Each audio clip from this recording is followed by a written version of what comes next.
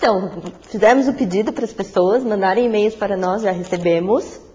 Temos um e-mail aqui da Academia Corper, que diz o seguinte: como fazer para diminuir a saída de alunos em época de baixa, como julho e janeiro? Boa.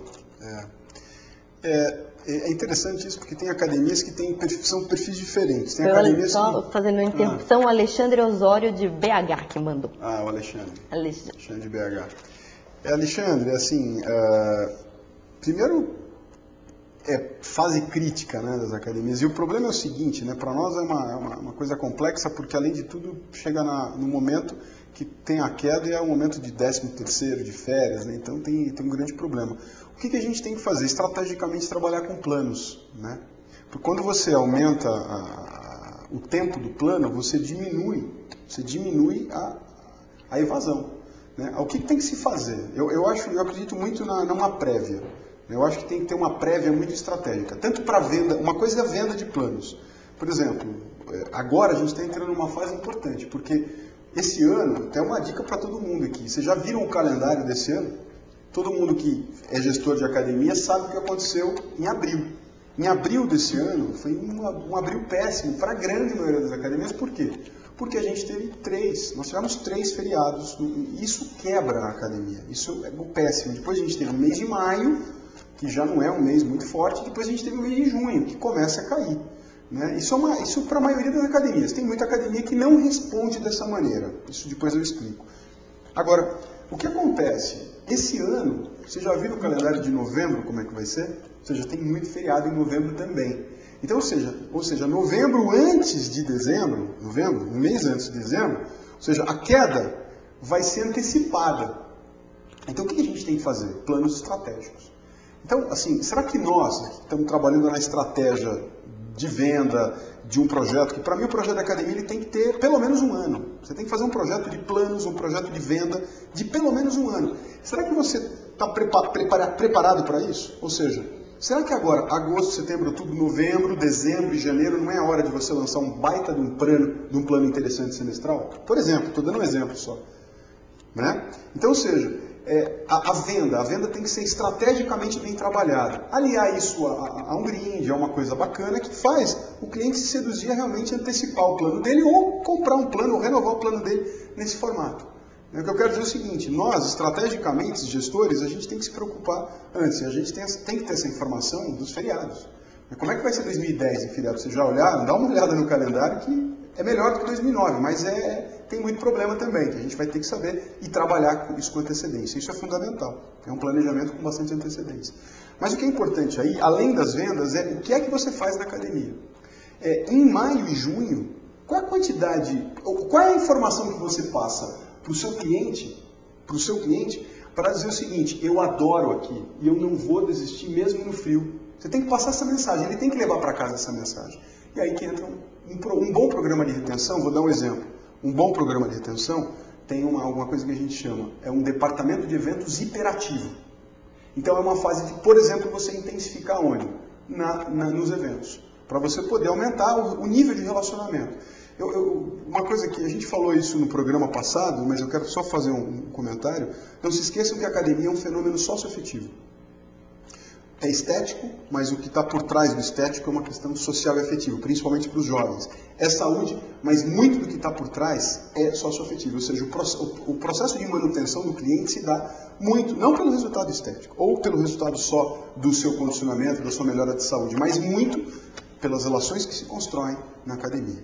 Então, acho que esse é o grande lance. E aliado a isso com o que a gente falou antes do intervalo. Como é que você faz um programa de 90 dias ou de 180 dias, ou 3 ou 6 meses, quantas vezes você se comunica com o seu cliente?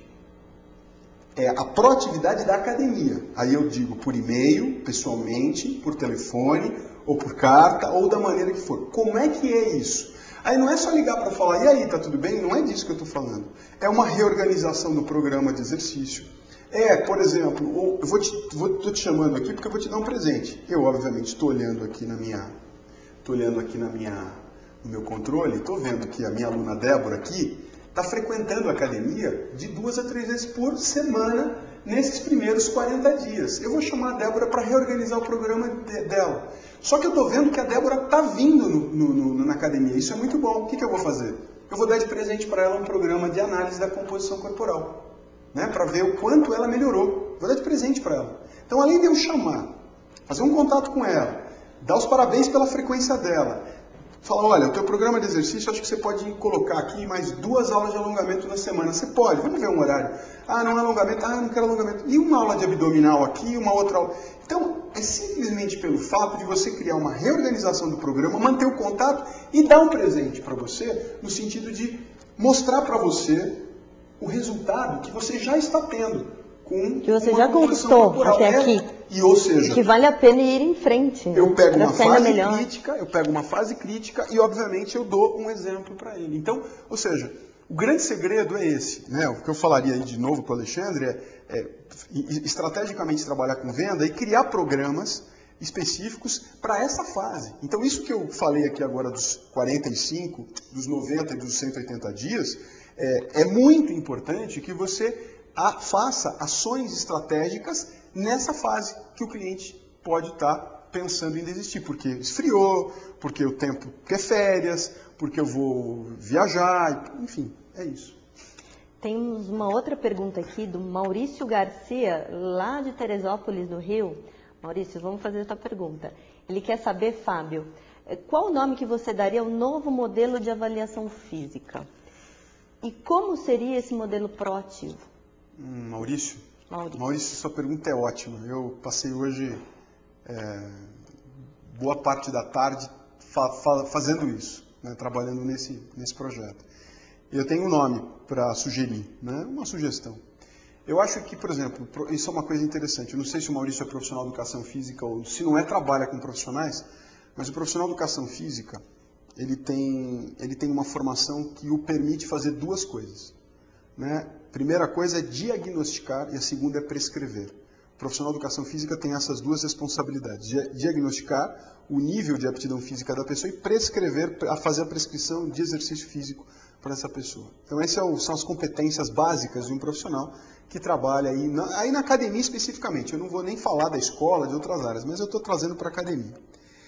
E a avaliação física, eu acho que o nome está, como eu falei, desgastado, e eu gosto muito do nome de diagnóstico. Eu acho que é um diagnóstico e acho que quem faz avaliação física não avalia fisicamente, faz um trabalho de orientação. É muito mais do que uma avaliação física.